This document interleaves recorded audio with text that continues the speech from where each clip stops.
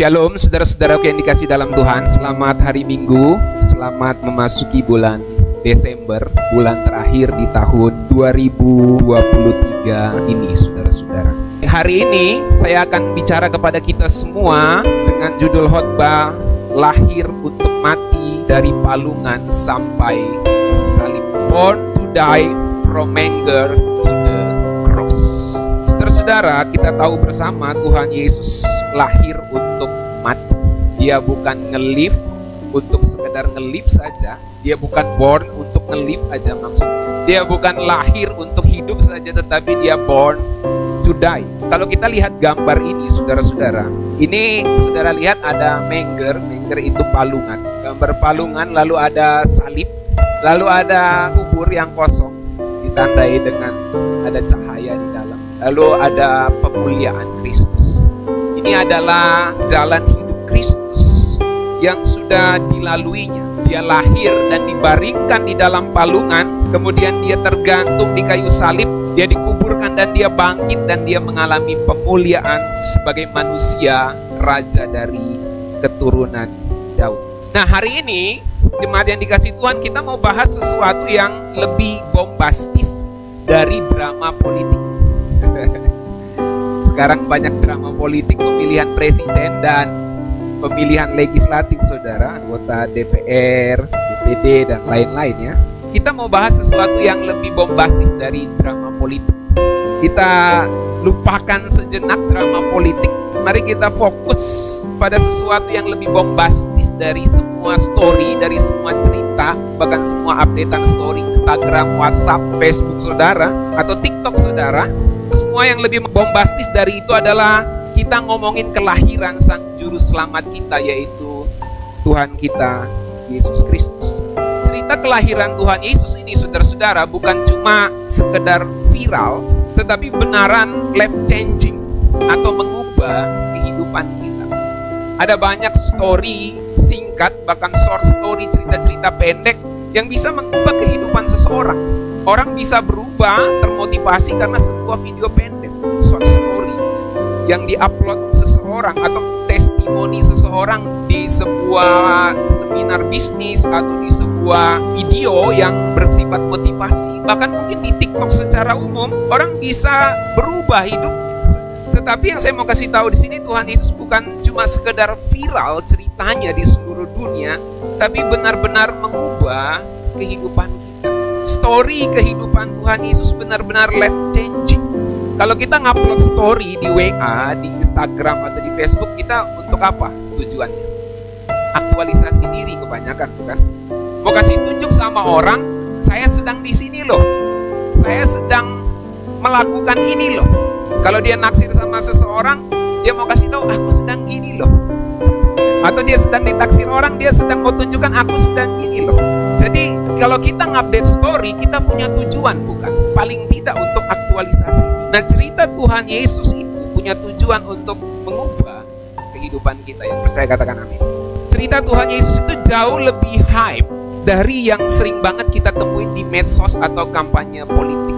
Lebih hype itu maksudnya lebih bersifat promosi sensasional.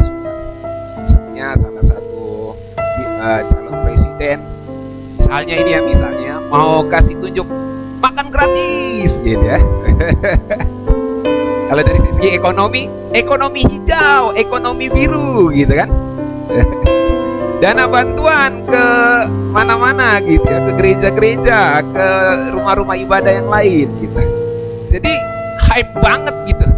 Promosinya sensasional banget, itu maksudnya hype di situ, saudara. Dan kita sering temukan itu di kampanye politik, bukan? Misalnya di sebuah desa ya, calon legislatifnya bilang, ntar kalau saya terpilih jalanan diaspal. Ya kan? Begitu kepilih nggak diaspal-aspal, saudara. Atau mungkin diaspal sebagian dulu. Begitu dia nggak kepilih, dibongkarin aspalnya, saudara. Ada kejadian gitu kan? Ada, saudara. Dia kasih uang bagi-bagi. Begitu nggak kepilih, dia tagihin itu semua lagi.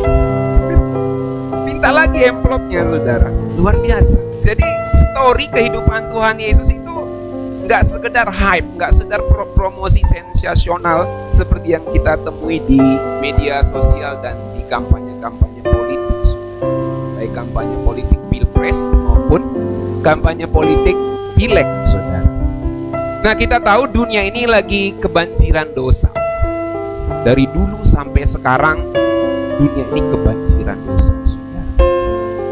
Dan itu mirip banget sama drama politik yang isinya gejolak terus. Saya nggak bilang politik itu dosa, ya. Cuma mirip, artinya kebanjiran gejolak. Setiap ada politik atau kontestasi politik selalu ada kebanjiran gejolak, saudara ya. Entah soal politik dinasti, entah soal yang lain-lain gitu ya. Saya nggak mau masuk ke situ, saudara. Tetapi yang jelas ada gejolak-gejolak, saudara. Tuhan Yesus datang ke dunia ini bukan janji-janji doang, amin.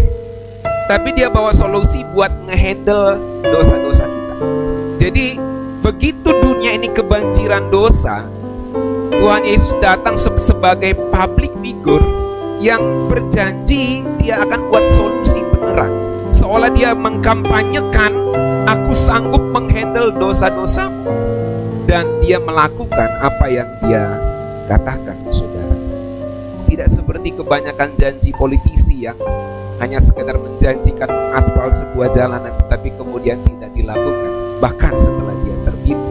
Dalam Matius 1 ayat 20 sampai 21 firman Tuhan katakan gini, kita baca yuk sama-sama. 1, 2, 3. Tetapi ketika ia mempertimbangkan maksud itu, malaikat Tuhan nampak kepadanya dalam mimpi dan berkata, Yusuf anak Daud, janganlah engkau takut mengambil Maria sebagai istrimu, sebab anak yang di dalam kandungannya adalah dari Roh Kudus.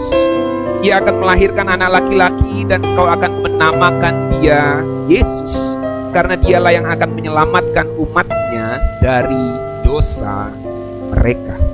Ketika malaikat datang melalui mimpi kepada Yusuf, dia mengatakan kepada Yusuf bahwa anak yang dikandung oleh Maria adalah yang berasal dari Roh Kudus, dan anak itu akan menyelamatkan umat dari dosa mereka.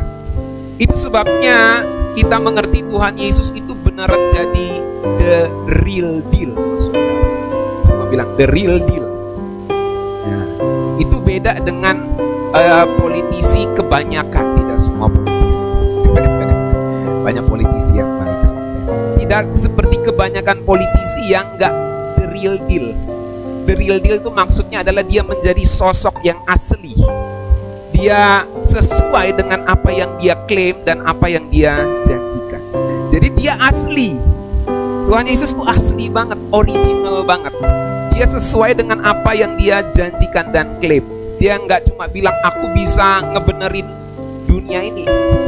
Dia nggak bilang aku bisa bangun aspal jalanan terus dia nggak lakuin gitu, saudara ya. Tapi dia bilang aku bisa ngebenerin dunia ini dari segala dosanya. Dia nggak cuma bilang itu, tetapi dia benar ngelakuin itu, saudara. Dan bahkan dia ngelakuin itu dengan cara yang out of the box. Kan banyak sekali janji-janji pilpres pileg itu yang kalau out of the box itu kayaknya wah, gitu. Out of the box itu di luar kotak, maksudnya di luar kebiasaan. Janji-janjinya atau cara yang inovatif, yang luar biasa itu biasanya menarik hati para konstituennya, saudara. Nah, Tuhan Yesus bukan cuma bilang aku bisa ngebenerin dunia, aku bisa kasih kehidupan kekal, tetapi dia ngelakuin itu dengan cara yang out of the box. Sampai sangka dia lahir di kandang, bukan di istana. Out of the box banget untuk seorang juru selamat, untuk seorang Mesias, di luar dari dugaan orang Yahudi. Siapa sangka dia harus mati di atas kayu salib untuk meneguhkan atau mentabiskan atau mengurapi dia sebagai seorang raja dari keturunan Daud. Karena seorang raja itu harus diurapi dengan minyak. Tapi Tuhan Yesus tidak diurapi dengan minyak, dia diurapi dengan kematiannya di atas kayu salib. Luar biasa, bukan? Itu cara yang out of the box banget sebagai seorang raja dari keturunan Daud. Dalam hal ini Tuhan Yesus jadi juru selamat yang out of the box, di luar kotak, di luar kebiasaan, di luar filosofi, di luar apa yang dunia harapkan. Karena dunia berharap juru selamat seharusnya pahlawan perang, bisa mengangkat pedang, menumpas banyak musuh, tidak pernah kalah dalam peperangan. Maybe seperti Alexander the Great, maybe seperti yang siapa itu, yang Genghis Khan ya. Yang mirip-mirip gitu ya, pahlawan-pahlawan besar itu ya. Jadi mirip-mirip seperti itu. Orang pikir, oh dia pahlawan perang, itulah Mesias, itulah juru selamat. Tapi ini juru selamat malah mati di atas kayu salib, dan hanya punya pengikut 12 dan murid-murid yang lain yang gak hanya seberapa saat itu. Itu cara yang out of the box banget, di luar kotak, di luar kebiasaan banget. Tetapi dia ngelakuin itu untuk kita semua. Itu sebabnya Tuhan Yesus benar lahir untuk mati, dan dia jadi juru selamat kita. Dia terbaring di kayu palungan, tergantung di kayu salib. Coba saudara renungkan sejenak selama beberapa detik. Dia terbaring di kayu palungan waktu bayi, dan saat dewasa kurang lebih umur 30-an tahun, 33 tahun, dia tergantung di kayu salib. Dan ini yang lu bilang juru selamat, ini yang kamu bilang juru selamat, benar-benar out of the box, saudara. Lahirnya dibaringkan di kayu, matinya tergantung di kayu, bukan di istana. Lahirnya di kandang, matinya di atas bukit yang gersang, bahkan dinamain Bukit Tengkorak, Golgota. Dia lahir di sebuah kota kecil, dan dia disalib di luar kota Yerusalem saat itu. Ini out of the box banget, saudara. Dia bukan lahir di tatahan emas, dibaringkan di tatahan emas seharusnya sebagai anak seorang anak raja. Dia terbaring di bumi, saudara. Dia mati dan dikuburkan bukan di dalam peti emas, tetapi dia hanya dibungkus oleh kain. Dia tergantung di kayu salib, saudara. Cara mati dan cara lahir yang benar-benar out of the box dari seorang juru selamat. Itu sebabnya dalam Galatia 4 ayat 4-5 dalam bahasa Indonesia sehari-hari kita baca bersama-sama, yuk 1, 2, 3. Tetapi pada saatnya yang tepat Allah mengutus anaknya ke dunia. Anaknya itu dilahirkan oleh seorang wanita dan hidup di bawah kekuasaan hukum agama. Dengan demikian ia membebaskan orang-orang yang hidup di bawah kekuasaan hukum agama, agar kita pun dapat menjadi anak-anak Allah. Dia lahir untuk mati. Dia punya misi. Ketika dia dilahirkan oleh seorang wanita, anaknya ini kemudian menjadi orang yang hidup di bawah kekuasaan hukum agama. Artinya dia menjadi seorang yang mentaati Taurat secara benar. Dan kemudian karena dia berhasil mentaati Taurat secara benar, dia membebaskan orang-orang yang di bawah hukum Taurat, agar kita bisa menjadi anak-anak Allah. That's why, itulah sebabnya untuk mencapai keselamatan kita tidak harus melakukan hukum Taurat. Itu sebabnya keselamatan bukan karena perbuatan baik atau perbuatan melakukan hukum Taurat, tetapi karena anugerah yang Tuhan Yesus berikan kepada kita. Karena dia sudah menggenapi hukum itu. Dan syarat untuk mencapai keselamatan tidak perlu bagi kita menggenapi hukum, karena Tuhan Yesus sudah menggenapinya untuk kita. Yang kita perlu lakukan adalah meresponi kasih karunia dan panggilan keselamatan itu di dalam kehidupan kita. Dan meresponi kasih karunia itu berbeda sekali dengan syarat melakukan hukum Taurat dengan segala ketentuan. Dan itu sebabnya saudara-saudara, dalam 1 Korintus 1 ayat 18 firman Tuhan katakan gini, kita baca lagi 1, 2, 3. Sebab pemberitaan tentang salib memang adalah kebodohan bagi mereka yang akan binasa, tetapi bagi kita yang diselamatkan pemberitaan itu adalah kekuatan Allah. Bagi dunia ini, cara Tuhan Yesus yang out of the box itu benar-benar cara yang sinting, cara yang miring, cara yang bodoh banget. Masa dengan disalib semua manusia bisa diselamatkan yang percaya kepadanya? Masa dengan sosok yang tergantung di kayu salib hanya pakai segitiga pengaman, mungkin tidak pakai pakaian apa-apa, tetapi itu bisa menyelamatkan orang-orang yang percaya kepada yang tergantung di kayu salib itu? Itu sebuah kebodohan. Bagi orang Yahudi ini kebodohan, bagi orang Yunani ini juga kebodohan, saudara. Tetapi bagi kita yang diselamatkan, cara yang out of the box itu adalah kekuatan Allah. Amin. Itulah cara Tuhan menyelamatkan kita. Nah, saudara-saudara, singkat saja, ketika kita ngobrolin tentang born to die, lahir untuk mati, terbaring di palungan, tergantung di kayu salib, ini nyentuh ke momen di mana Tuhan Yesus nyiapin perjamuan kudus, saudara. Dan saya mau kasih tahu bahwa perjamuan kudus ini merupakan story atau merupakan part cerita panjang yang mengkonek semua titik-titik cerita kehidupan Tuhan Yesus. Kalau saudara sering nonton film berseri misalnya, ya saudara yang suka nonton film berseri, saya nggak terlalu suka sebenarnya. Tapi seringkali kalau kita nonton film berseri itu ada sepertinya satu seri atau satu bagian di seri itu yang mengkonek cerita dari awal sampai akhirnya. Saudara bisa ngerti ya? Yang sepertinya menyimpulkan, merangkum dari awal sampai akhirnya. Oh, ternyata ini yang di awal, ini yang di seri ini yang di seri ini, sampai ke titik ini, bahkan sampai nanti. Itu dirangkum di satu titik seri itu, saudara. Nah, saya mau kasih tahu perjamuan kudus itu merupakan part atau bagian cerita yang mengkonek dari born to die, saudara. Karena roti dan anggur itu jadi simbolisasi tubuh dan darahnya yang diberikan untuk kita. Bagaimana roh Allah anak yang maha kuasa mendapatkan tubuh dan darahnya dari keturunan Daud, dari titik born, dari titik lahirnya, saudara. Dan bagaimana tubuh dan darahnya itu bisa berfungsi, bagaimana kelahirannya menjadi manusia itu menjadi penting, memiliki tubuh dan darah. Itu diakhiri dengan penyerahan tubuhnya dan darahnya untuk kita dalam kematian di atas kayu salib.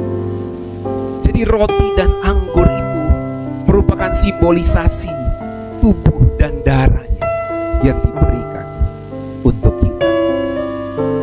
Ketika Tuhan Yesus nyiapin perjamuan kudus, itu seperti dia lagi atur setting buat aksi terbesarnya, saudara. Roti dan anggur itu bukan cemilan ringan yang kita nikmati saat perjamuan kudus nanti, saudara. Dan roti dan anggur itu bukan cemilan ringan juga di zaman Tuhan Yesus saat ini, tapi merupakan simbol kerasnya perjalanan Tuhan Yesus dari palungan sampai ke salib. Simbol kerasnya perjalanan dari dia born to die dan dirangkum di satu segmen yang penting, yaitu di segmen atau di sebuah frame perjamuan kudus.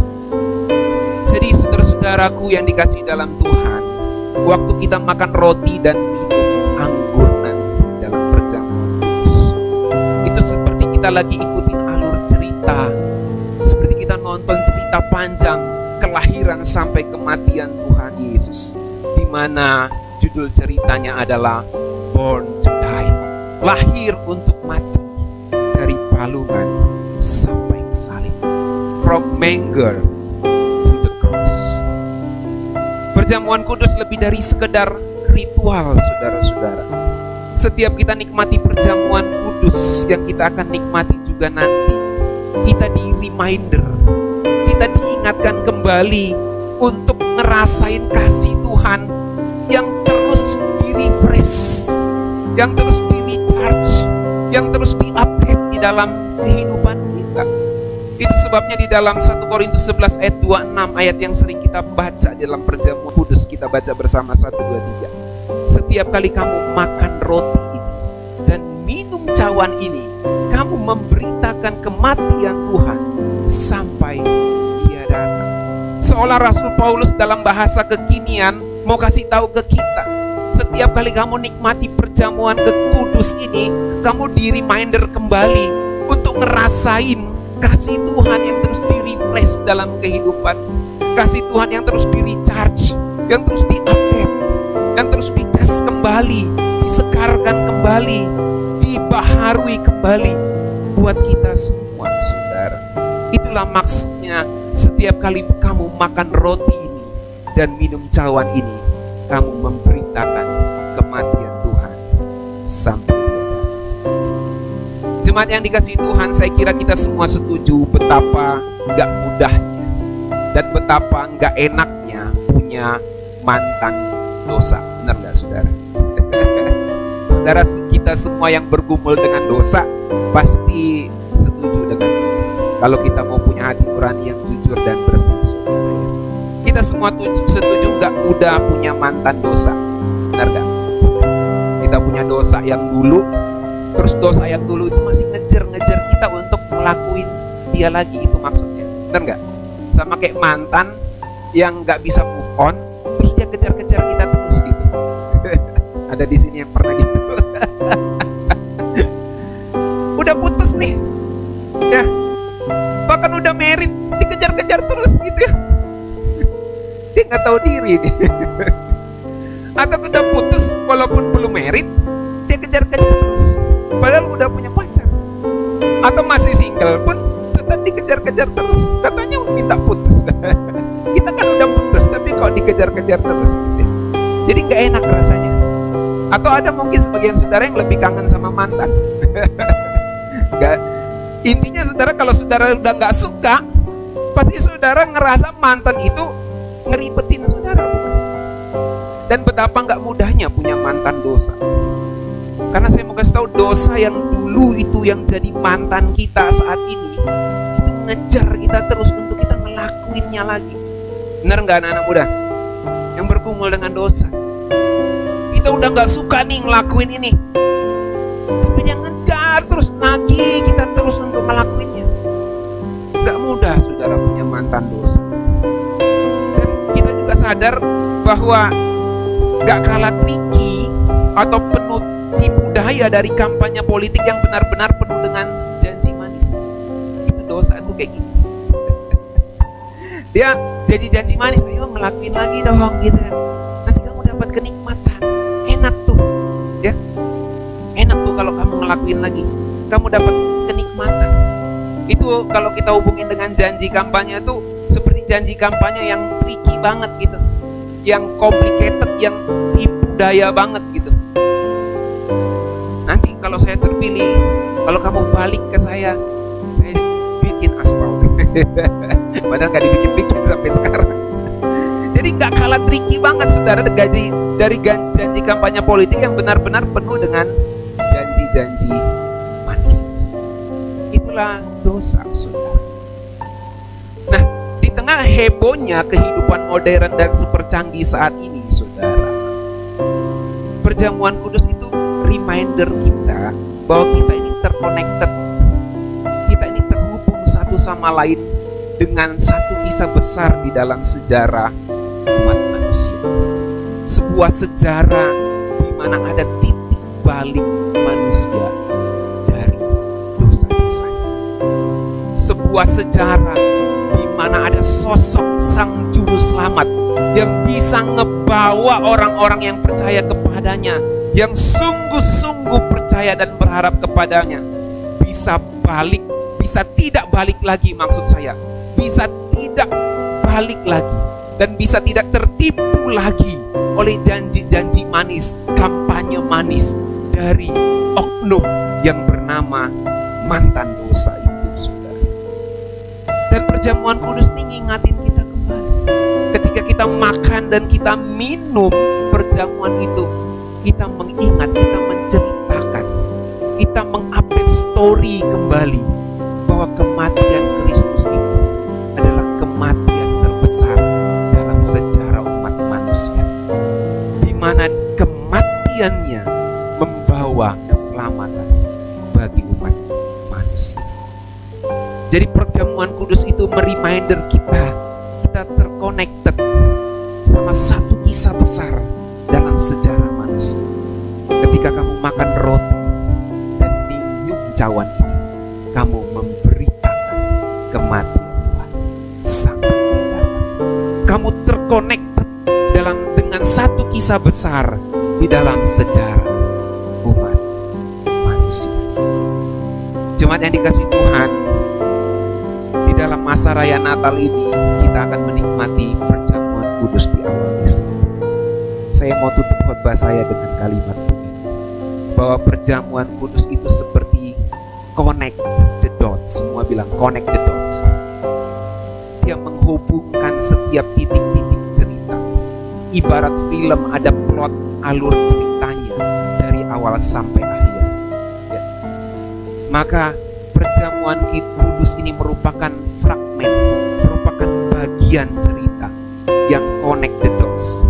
Dari born to die, dari manger to the cross, dari lahir sampai mati, dari terbaring di palungan sampai mati tergantung di kayu salib. Perjamuan kudus merupakan connect the dots antara kelahiran dan kematian Tuhan Yesus. Perjamuan kudus menunjukkan kasih-Nya yang gak kenal batas untuk kita semua. Kasih-Nya yang unlimited untuk kita semua. Dia born to die untuk kita semua. Saudara percaya ini, amin. Mari kita